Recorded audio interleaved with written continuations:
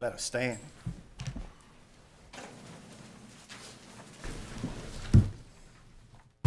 Dear God, we thank you for another opportunity to come and to take care of the county business. We ask that you bless all of our efforts. In your name we pray. Amen. Pledge allegiance to the flag of the United States of America, to the republic for which it stands, one nation, under God, indivisible, with liberty and justice for all.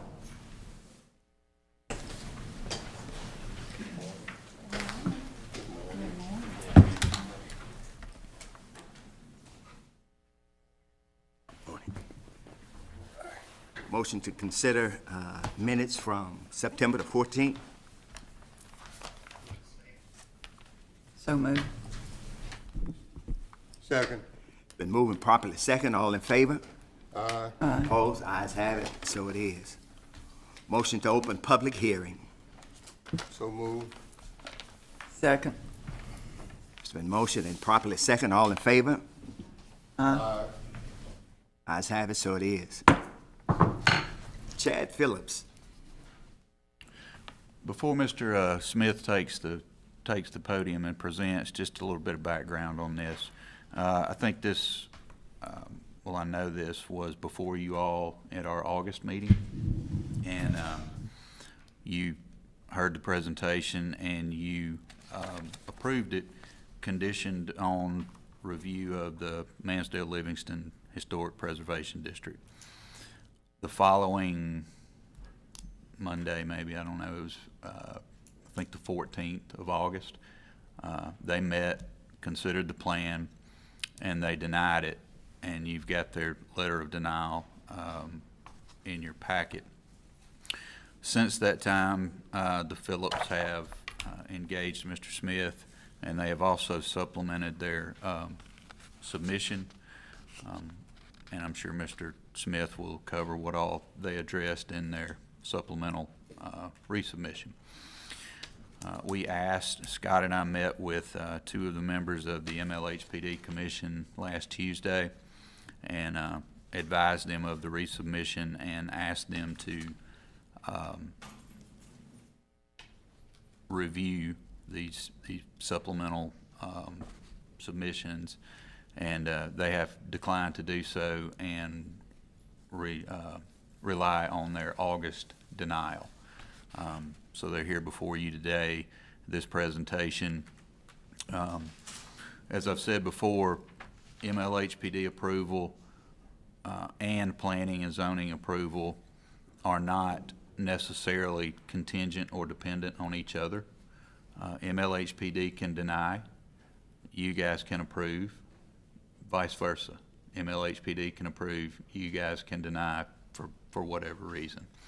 So here today, you have the opportunity to hear what the petitioners have to say, and you have the opportunity to either approve it as submitted, approve it with any comments that you have, or flat out deny it for whatever reasons that you may have. So I guess I'm saying kind of today is the day. So whatever you hear today, you have the availability and the option to act on that as you see fit.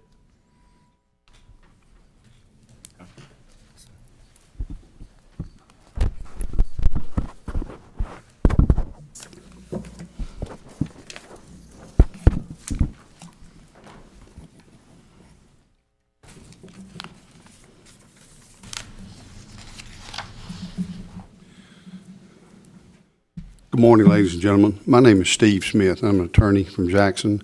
I'm here today representing James, if I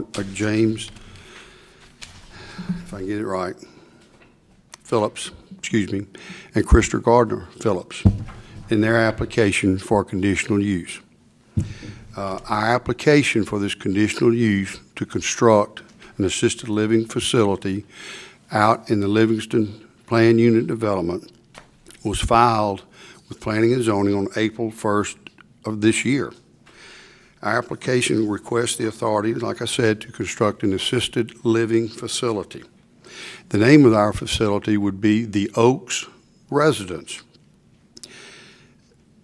The property here in question, as you well know, is zoned C1 commercial, which unequivocally allows for an assisted living facility to be constructed thereon. This is the same application, ladies and gentlemen, that this commission approved on August 10th of this year by unanimous vote. You approved it conditioned upon approval by the Mansdale-Livingston Historical Preservation District. And I'm going to go through that scenario now.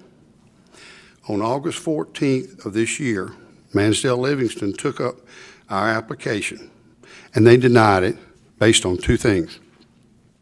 And I'm quoting from their minutes. They denied it based on lack of information about landscaping, and I'm quoting, and two, site elevations of the building were inappropriate. Pursuant to the action of Mansdale-Livingston, our clients revised the plans, addressed both bases for them denying our plan, and requested that Mansdale-Livingston revisit our revised plans. I have a text, and all of this is going to be put in the record, from my client, Crystal Gardner Phillips, to the president of the Mansdale-Livingston District Commission.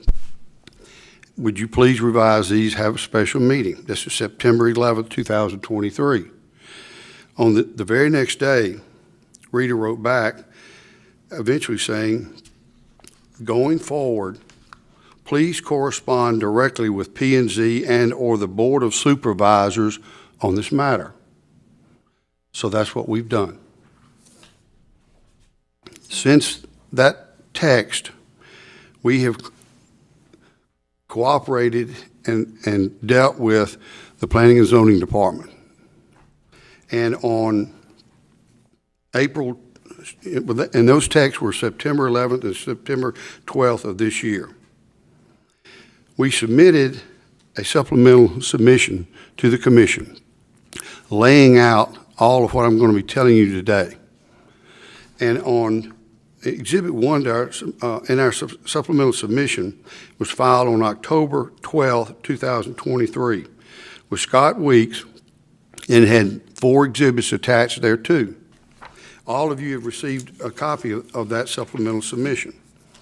Attached to our supplemental submission was the text of September 11th and 12th, my October 10th letter submitting our revised plans addressing the 2 issues that Mansdale-Livingston relied upon to deny our plans, a copy of our revised plans showing those changes, a warranty deed, and a survey.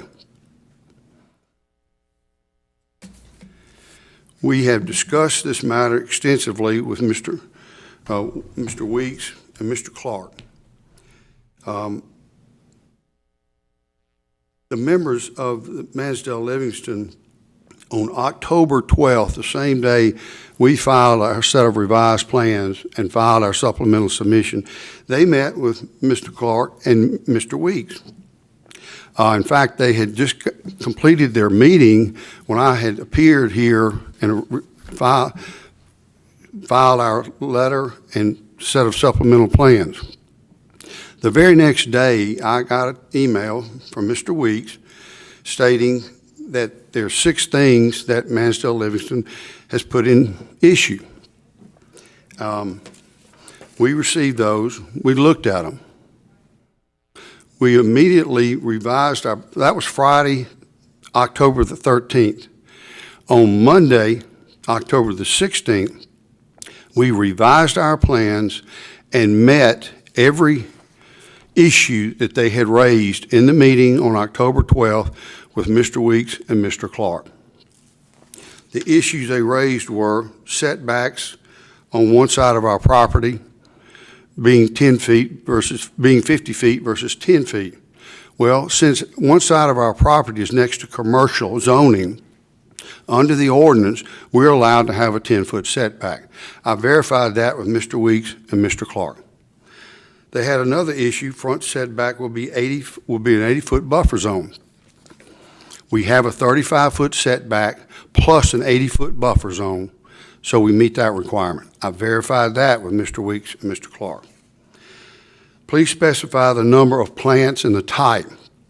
We went back and put a chart on our plans showing the type of plants and the number of each type of plant. Need other side and rear elevation. Those were already in our plans that had been submitted before the 12th. And we pointed that out to Mr. Clark and Mr. Weeks, and they agreed with us. We have elevations from the front, from the rear, both sides, and from a patio area in the back. Proposed gross lot coverage in square feet.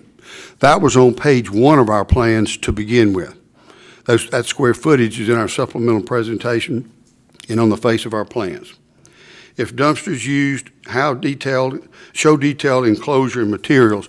We will not have a dumpster on this site.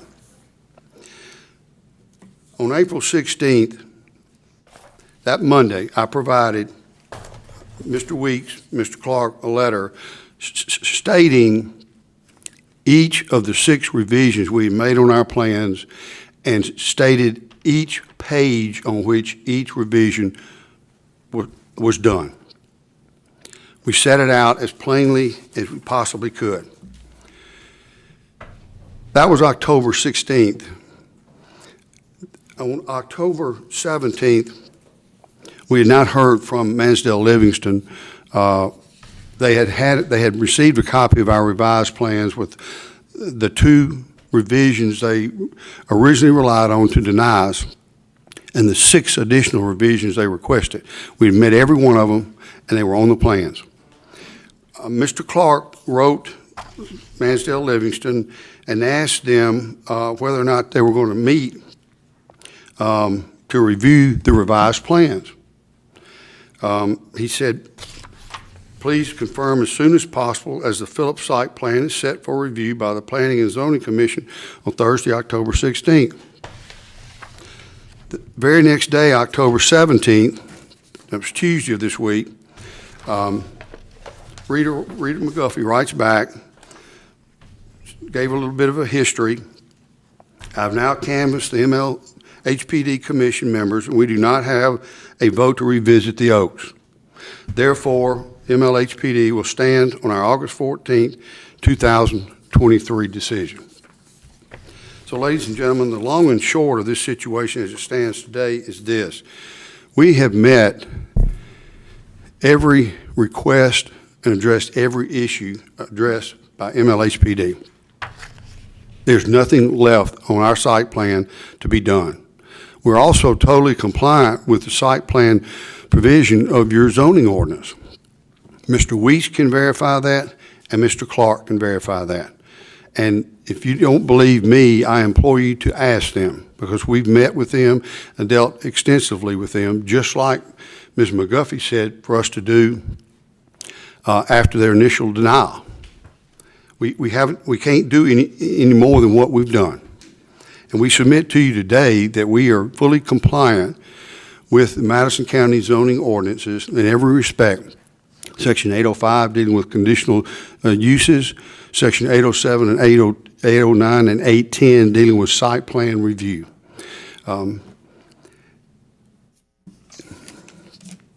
Throughout this process, there have been a lot of things thrown out, a lot of objections, et cetera, a lot of misinformation, if you will. Our facility, ladies and gentlemen, is going to be an assisted living facility. There are only going to be 15 beds, which means we're going to have a ratio of caretaker to resident that's much, much lower than any other larger facility you could have. We're not going to have a 55-bed facility. We've got a 15-bed facility. We're going to be located on a 5-acre parcel that fronts Highway 22. The only thing around our building is commercial development. I don't think there's any doubt that our building, our facility, is a public, quasi-public building, and under Section 402, it is allowed as a conditional use not only in an area zone C1, but also in an area zone plan unit development, both of which are applicable to our location. We have a leadership team, ladies and gentlemen, that is by the name of Residential Assisted Living Academy. They are one of the top teams in the country in assisting entrepreneurs and operators of assisted living facilities. In fact, they're one of America's leading facility experts in dealing with all aspects of operation and management of an assisted living facility. We have a network and an ability to directly contact, visit, meet with top-rated assisted living facility operators around the entire country. And that's what they've done to this point, and that was part of the reason why they selected this site. Ladies and gentlemen, national research shows that assisted living facilities receive about 85% of their residents from within 15 miles of the location of the facility. You all know the amount of residential development in Madison County, Central Madison County, South Madison County, and based on the survey we did, there is a need, not only for these 15 beds, but for an additional 15 to 20 beds right now. And that does not take into account any time going forward. It not only will be a top-notch development, as you can see in this community, it will serve a purpose. If you have a parent like I've been through, and you want them to be in a place that you know they're going to be taken care of, one caretaker doesn't have 15 people to look after, you've only got 5, this is the place you want them to be.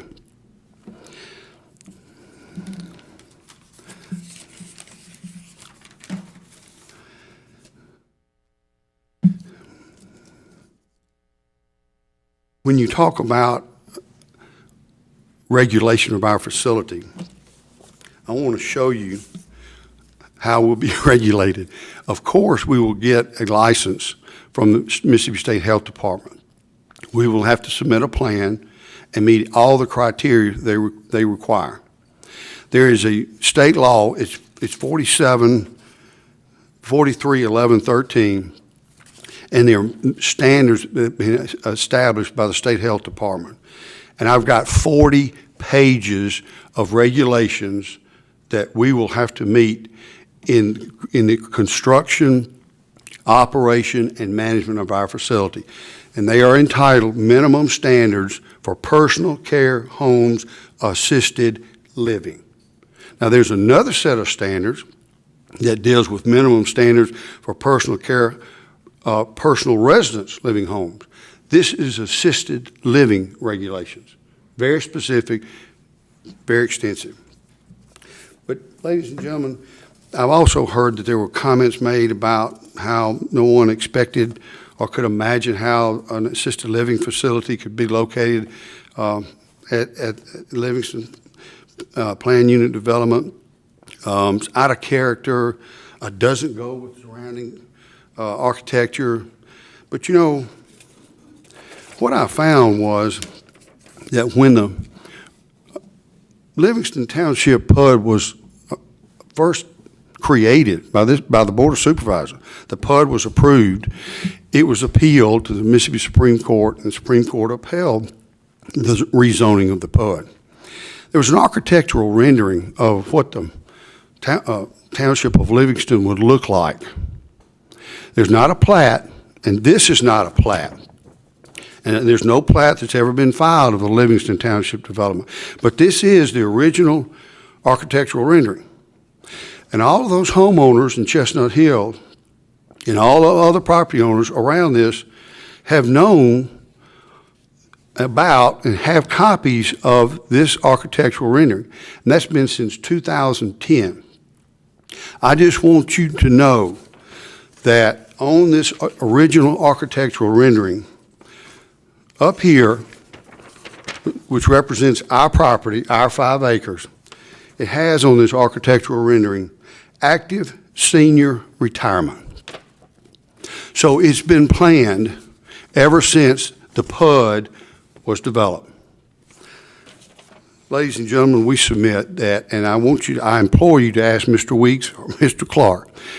We submit to you that we have met every criteria required under Madison County zoning ordinances. We've met every request or every issue raised by Mansdale-Livingston Historical Preservation District. Our plan is proper for approval, and we are requiring you to do that today. I will be happy to answer any questions you may have. I have two questions for you. One, looking at the setback, will the building be visible from 22, and how will you dispose of your garbage? We're not going to have a dumpster. That's one of the issues that Mansdale-Livingston raised.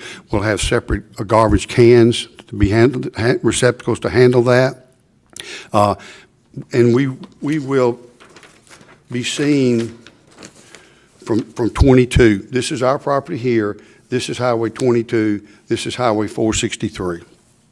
So we're over here. All of the commercial is here, and the other residential, the Shire development, would be down here. So anybody that has a question or a problem that from a residential standpoint, whether it be Chestnut Hill or the Shire, all of this commercial is between our facility and any residential.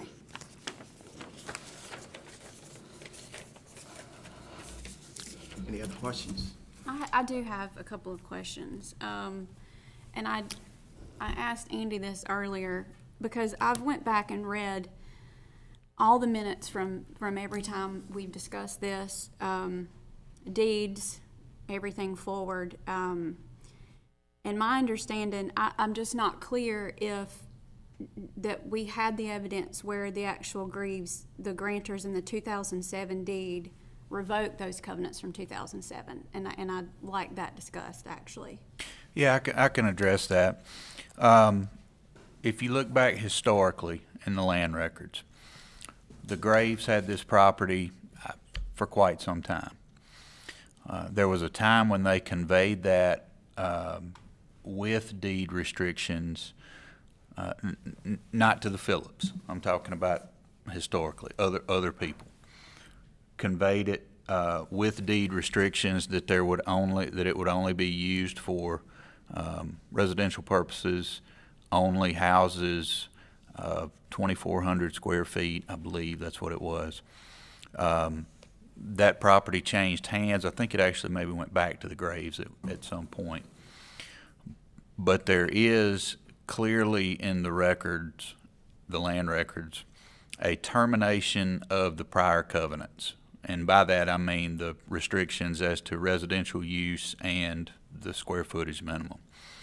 They terminated those. The warranty deed from the Graves to the predecessors in title of the Phillips, which I believe at the time was Chestnut Developers, maybe, clearly states that that the grantor and the grantee understand that this would be used for commercial purposes, and it also states that it would any use would comply with the Mansdale-Livingston Historic Preservation District. That's 2007. We'll jump back in time to 2003 when the Mansdale-Livingston Historic Preservation District was created by the Board of Supervisors. Undoubtedly the Graves and now the Phillips property falls under Mansdale-Livingston Historic Preservation District. No question. But what the Board of Supervisors did in 2003 by adding that MLHPD section to our ordinance, obviously it covered the Graves property. So really the language in the 2007 deed, to the special warranty deed, was unnecessary because they were already under the MLHPD, if that makes sense, 2003 to 2007. Follow me? Okay. So anytime that we have an ordinance amendment, and I believe there have been 3 since 2003 when MLHPD first came on. There was one in 2005, there was one in 2013, the most recent one that we're under now is 2019. Anytime that ordinance changes or there's a new one enacted, the old one is repealed. So there's been some questions about certain definitions included and which applies and what doesn't apply. What applies to this property today is our 2019 ordinance that we are here under today. Simply by virtue of repeal and replacement by each additional ordinance. Next time we change the ordinance, it's going to change again. We'd be under a 2023 or 24 whenever we do it, that ordinance. Does that answer your question? Does that make it clear? It does. Okay. And just, it's zoned C1 or C2? C1. It is zoned C1, Yeah. for sure. C1 underlying with a PUD planned unit development overlay. And do we have any plans for the land that is around it? Has that been discussed for what you own that's around? Not at this time, no, ma'am. There are none. We're focused on doing the assisted living facility this time. Okay, that's all I have right now. Any other questions? The opposition?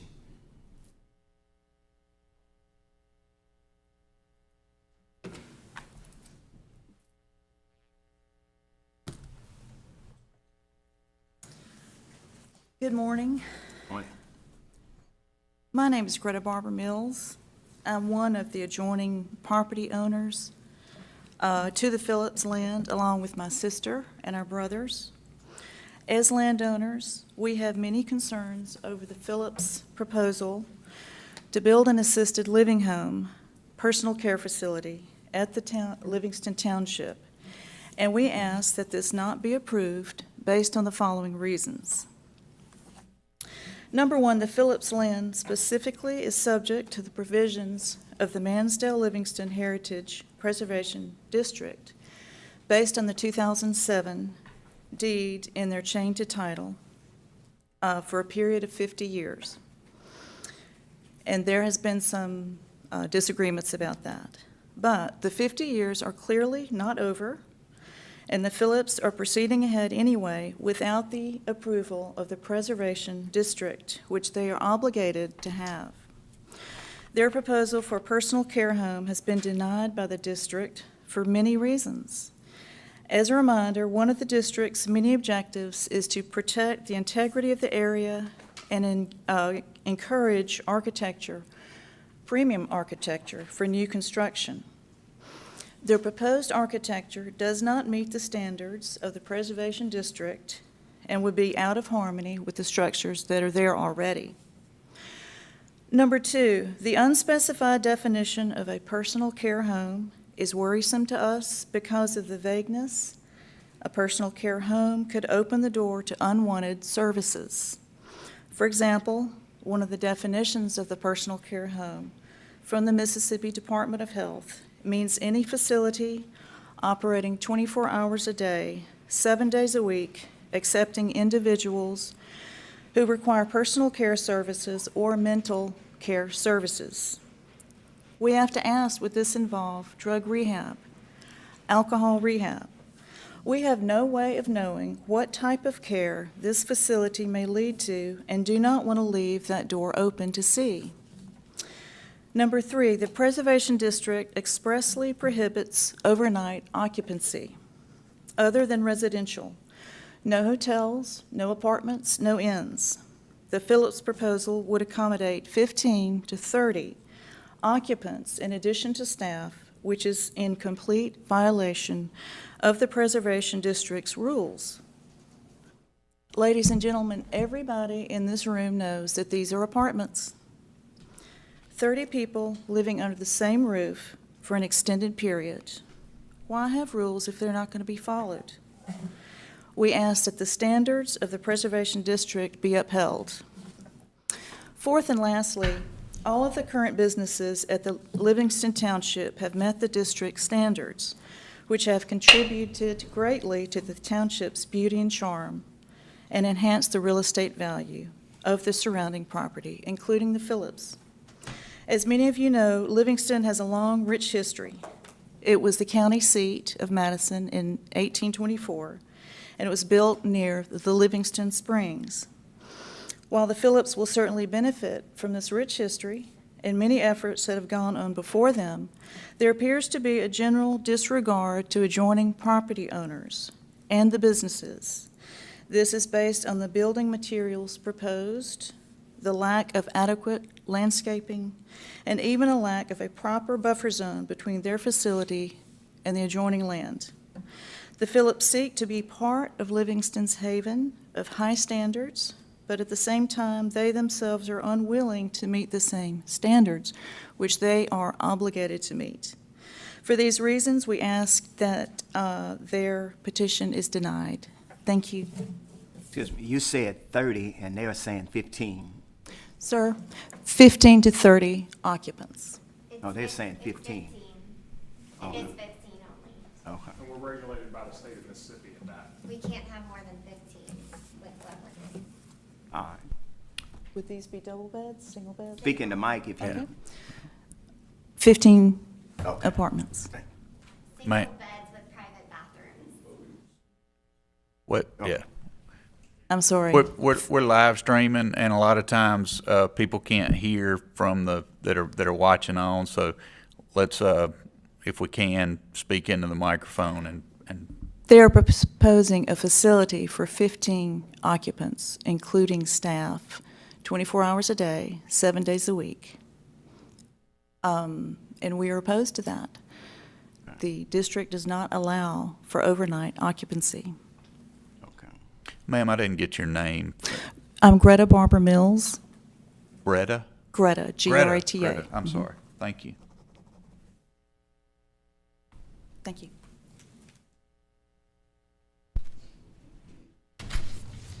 Just a very brief response.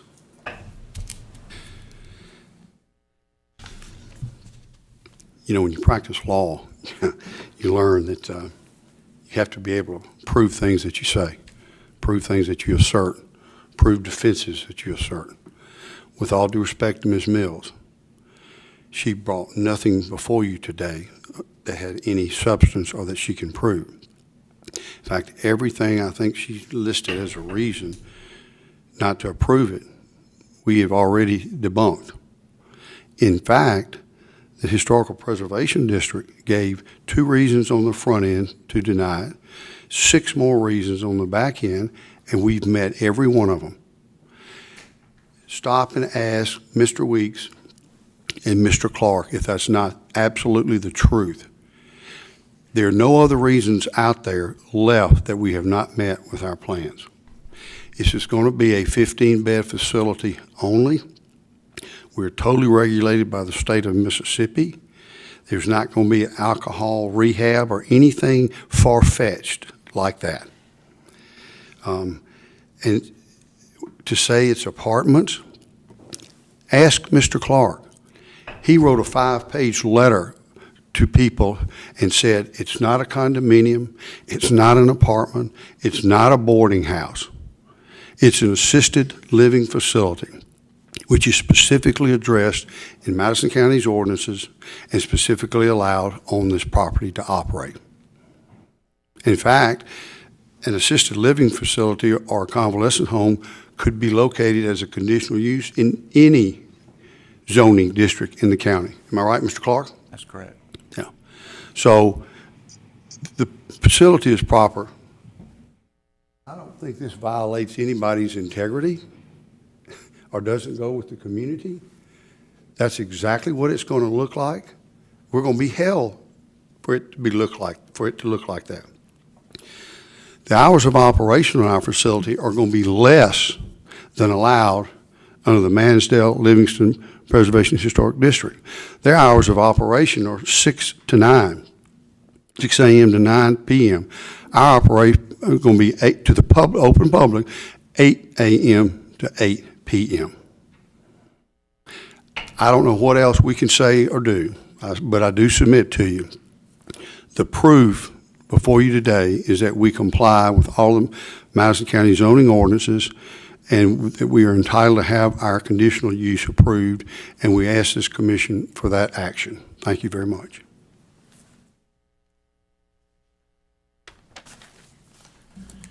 Good morning, I'm Sebastian Greaves. I live adjacent to this proposed Oaks.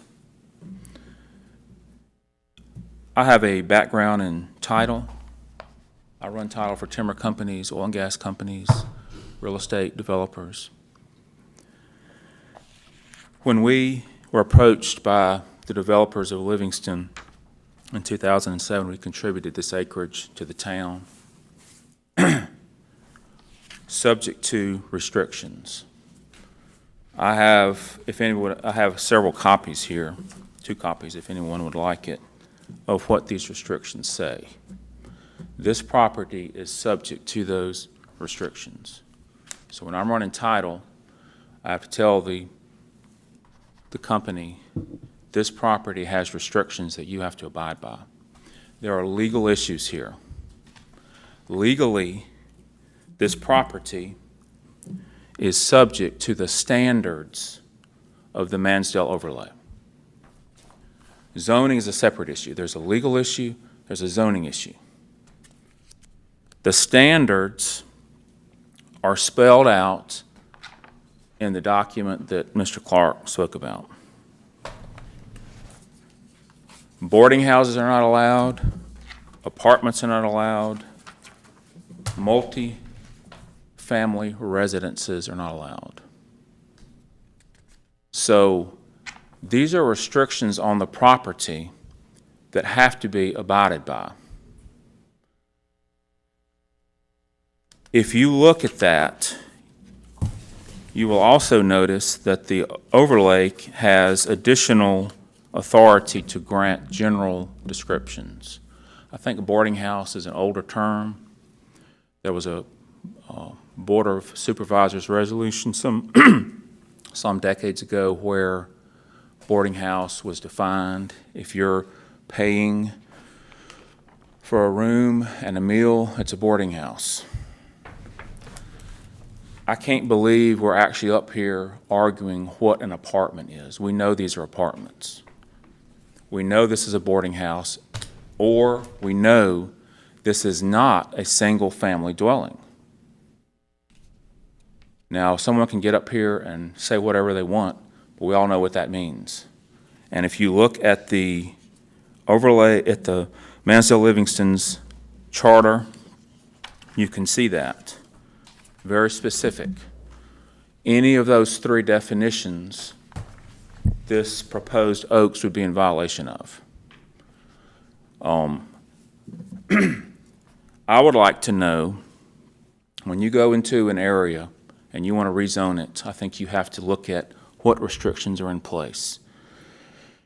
For example, if I go into Annandale subdivision and I want to build something like this, I think I have to look at their covenants. I have to look at their restrictions. This is no different. There is a deed that has restrictions. It's tied to the standards in the Mansdale Livingston charter. So,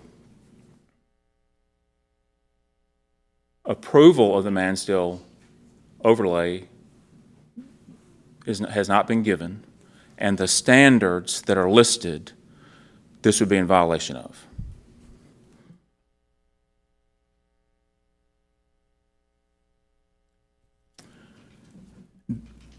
Would anybody like a copy of the deed that we're talking about? I would, I please. think we have.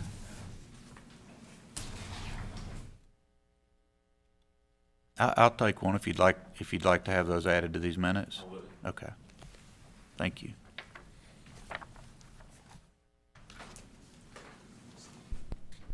So I'm really up here making just a few technical points. Anything built here, there's a legal issue, there's a zoning issue, it's tied to these standards. Single dwelling, residences, no apartments, no boarding homes.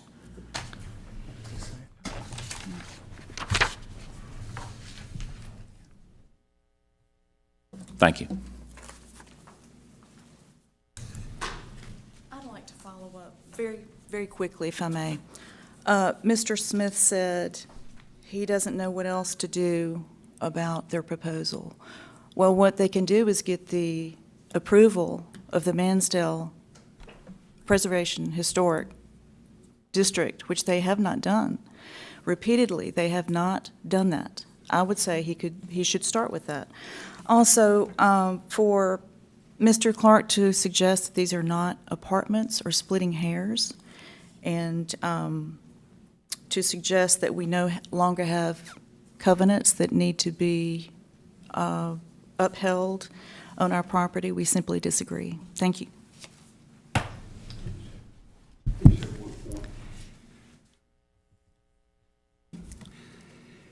If there are any legal issues that would prevent the construction of our facility on our property, I implore the commission to ask Mr. Clark at this time. Because I submit to you the hocus pocus about covenants not allowed, it's not proper zoning, all of that is wrong. If the zoning wasn't proper, how did all the other commercial buildings get constructed at Livingston? How is assisted living and a convalescent home, which is specifically allowed in your ordinance, not allowed on C1? It is. Mansdale Livingston had 8 reasons, 8 issues, they said, of problems they had with our plans. We addressed every one of them. Does Mansdale Livingston just want to arbitrarily deny approval of our project? I think so. Is that lawful? No, it is not. That's why you have the ultimate say on planning and zoning, and thank goodness. I submit to you, ladies and gentlemen, there's no legal issue here. There's no problems with covenants or deeds or anything else. A PUD was created. We're in C1 zoning. C1 zoning allows for assisted living. It's public, quasi-public facility. And everything else you've heard here this morning, I respectfully submit, is unsupported, and it's a scare tactic. We qualify under the ordinances. We've done everything possible. We've been over backwards to accommodate Mansdale Livingston. And we've done everything they question. We appreciate your time and attention. Anyone else?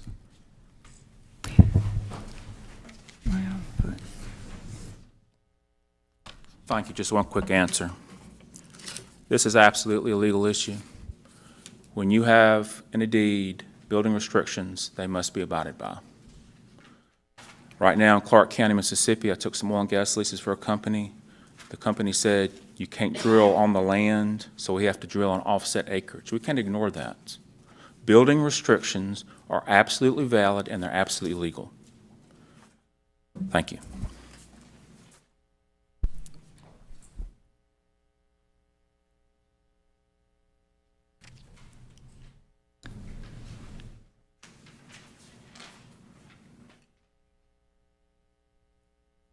This really is not an opposition or a pro or whatever. Your name? Oh, I'm sorry. Lois Steenworthy, and I'm with the Greater Livingston Missionary Baptist Church. And we just heard about this week, and we understand it could be misinformation, I don't know. It is adjacent to our graveyard, is that correct? That's correct. And we wasn't told anything about this. And so we just wanted to be included in whatever is being said, or so we can make some type of informed decision of what we want. Ever since they revamped the Livingston Township, we've always been there, but we are the ones who are always being forgotten and not consulted on anything. Only thing we are asking is that we be consulted. We don't know the back of it is going to be at that line adjacent to us, where we have to see, when we go to church every Sunday, we just have to see. Continue to speak in the mic. Okay, I was just asking them because, Come up and respond to you. because we have to see what the back look like. Because it's gonna be adjacent right there at our graveyard. But we haven't been consulted, we don't know nothing. We didn't know anything until a couple days ago. And so that's why we're here for information. Okay. It's a 5-acre plat. I'm sure he could give you one of those plats so you could see. But there's a buffer in between the land all around, so it won't be in your graveyard or anything like that. Okay. And I can. It's speak for us to- to keep. Yeah, you can have that, Okay. absolutely. And I appreciate you coming out today, and Your name? James Phillips, Chad Phillips. I appreciate you coming out today. I'm happy to discuss anything y'all have question-wise. You know, we're here to serve the community. I get joy and fulfillment out of what I do every single day. I've been a registered nurse for the last 10 years, and I love caring for people. That's just my heart, and that's what God's called me to do.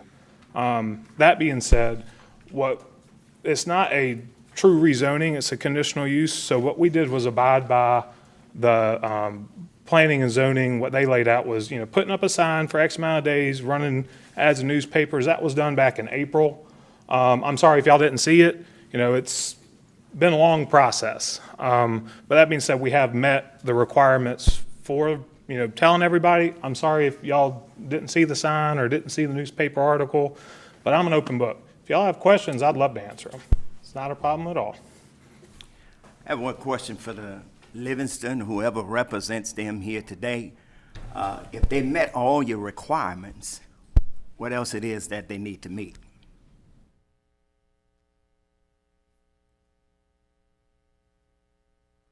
Dr. Rouser, I think you were maybe a little bit unclear who represents Livingston. Oh, that's, You talking about the church? the township. Oh. Did they have somebody here? I don't see anybody here from Livingston Township. I represent the developers. Yeah, I'm aware of that. Yes, sir. Yes. You also. Hi, good morning. I'm Crystal Gardner Phillips. James Phillips, he goes by Chad, but James Phillips' wife and business partner. We reviewed and did all of our due diligence when we looked at this property. It took us about 6 months of site selection. We consulted with attorneys, title attorneys, zoning attorneys, to be sure that we were not in violation of anything per the county ordinances. And the county ordinances are very clear on, spelling out definitions of apartments, condos, convalescent homes, personal care homes, et cetera, which we've talked about that extensively. But just one thing I wanted to point out, to the point of, why wouldn't we just go back to MLHPD to try to get approval again? We have tried. Over the last 6 months, we've worked in a pure spirit of cooperation, collaboration. I have reached out so many times to make sure that we are in line with being compatible with the area. As you can see with our drawings, which look nothing like our first rendering, we kept elaborating them based on their feedback. We consulted a historic architectural specialist. We hired her to make sure that our building is true Greek revival to be compatible with the area. We have gone above and beyond in every way possible, even so much as to review these revised plans with them, which that request was denied, and we would have been more than happy to sit down again. So I just wanted to point that out, that we have worked in a spirit of collaboration with MLHPD, and we'll continue to work we'll continue to work with the community to make sure this is an asset. We went and got Mexican with Mr. Sebastian Graves. We are more than happy to sit down with y'all and discuss things, et cetera. We see this as an asset to the community, and I think that's all I have to say. Thank you. At this time, I'll entertain a motion. I have a few questions. Will this facility come under the Mississippi Landlord Tenant Act? Not in my opinion. No. It's specifically assisted living. Will the residents sign a lease agreement Not that I'm aware of. to lease specific space within that facility? Ma'am? Will they sign a lease agreement? All No, right. no, ma'am. Will this facility come under any rental ordinance of No, the Madison County? No, ma'am. It's strictly controlled by the state. Will the bedrooms be part of the service offered by the facility? That's where residents will live. Yes, ma'am. As part of the fee they pay. Is part to of be the there. service? In other words, where they will reside is part of the service that they are contracting for? Yes, just like the bathrooms, the hallways, the back patio, and all the other common areas within the facility. Yes, ma'am.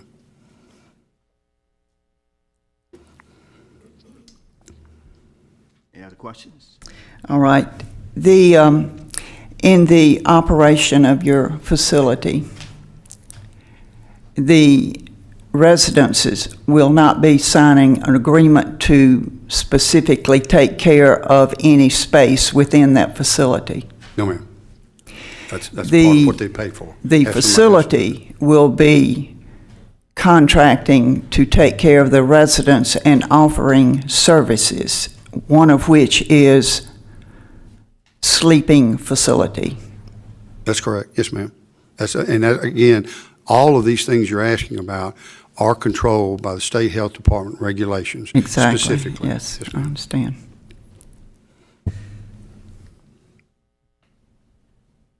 That's all. I entertain a motion.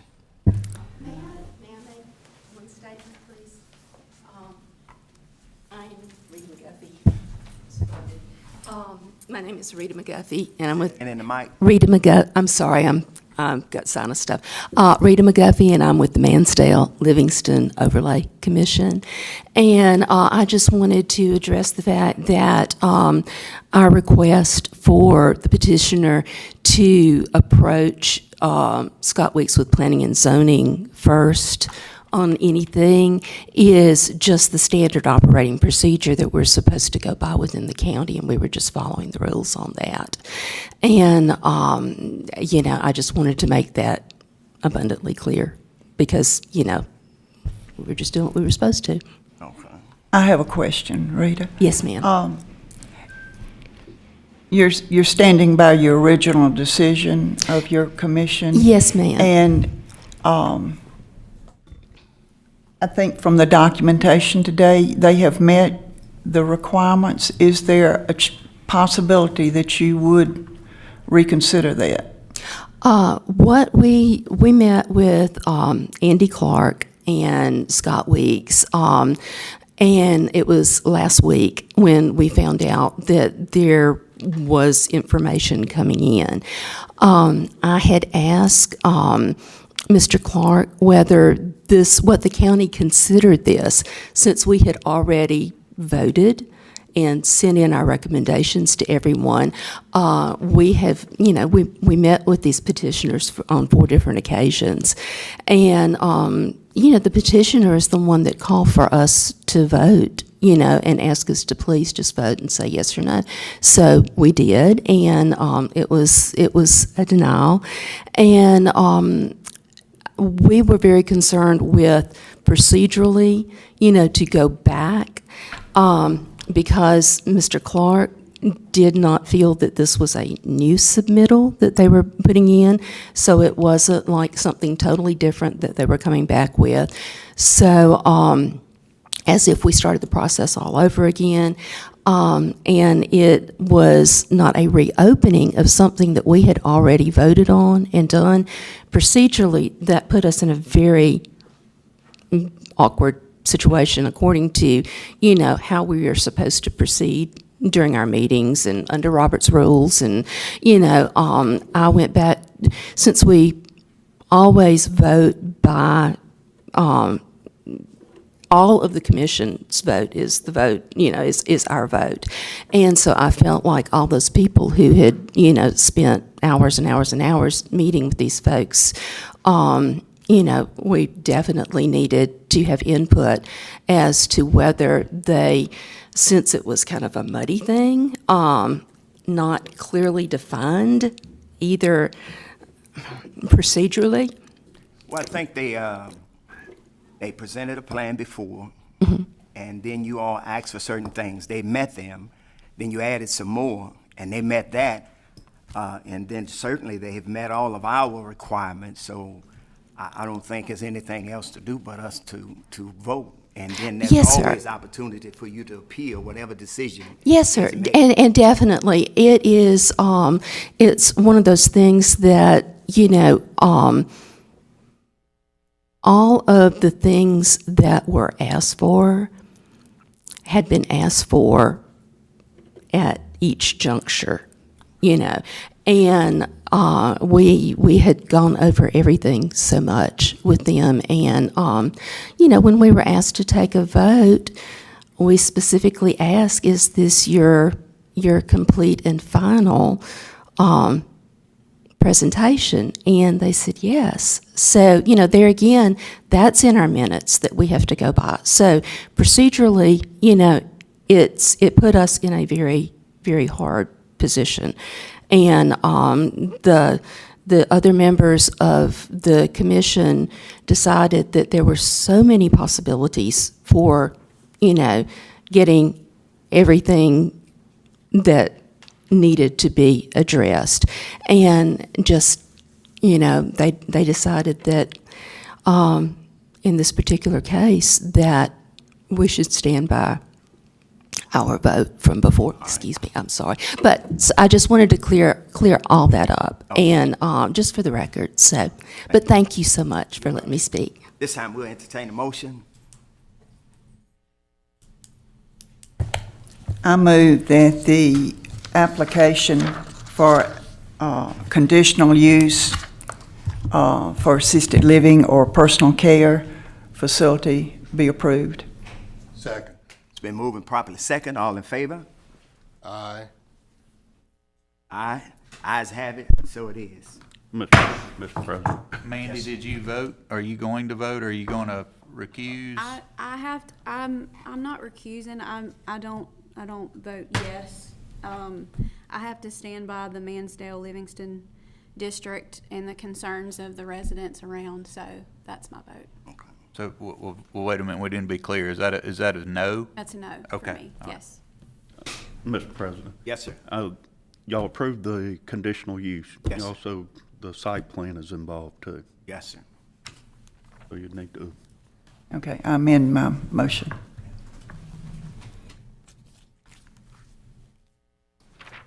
All right. Motion to close public hearing. So move. Get a second.